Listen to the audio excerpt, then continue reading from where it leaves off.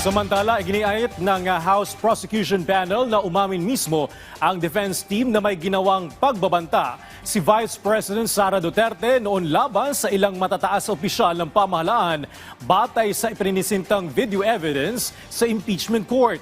Yan ang ulat ni Vel Custodio.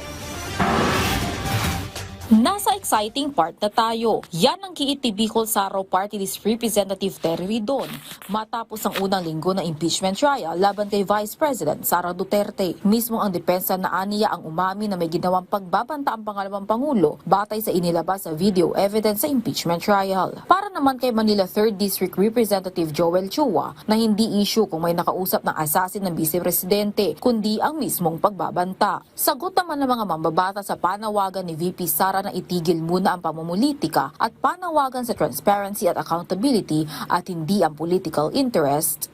Hindi po ito pamumulitika dahil kaakibat ng responsibilidad ng isang nahalal na opisyal, lalo't-lalo na't you are holding the second highest position. Kaakibat ng mataas na posisyon ay ang responsibilidad at ang accountability.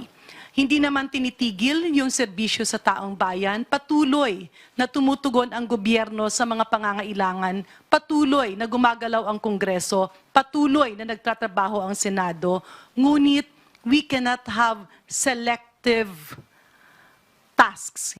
Ayon kay Deputy Speaker Janet Garin, ang impeachment trial ay naayon sa saligang batas at bahagi ng moral duty. Patungkol naman sa isyu ng legalidad sa pagbubukas ng BIR box na naglalaman ng income tax return ng mag-asawang Vice President Duterte at Attorney Man Scarpio, nilinaw ng panel of prosecutors na maaari itong ipasabpina ng impeachment court alinsunod sa paghahabol ng pananagutan kahit walang pagpayag ng Pangulo ng Pilipinas. Sinagot din ng prosecution ang usapin ng confidentiality ng AMLAC records. Yung pong confidentiality sa AMLC, this pertains po doon sa pagtitiyak po na wala ho dapat mga dokumento at impormasyon na nilileak doon sa iniimbestigahan na tao.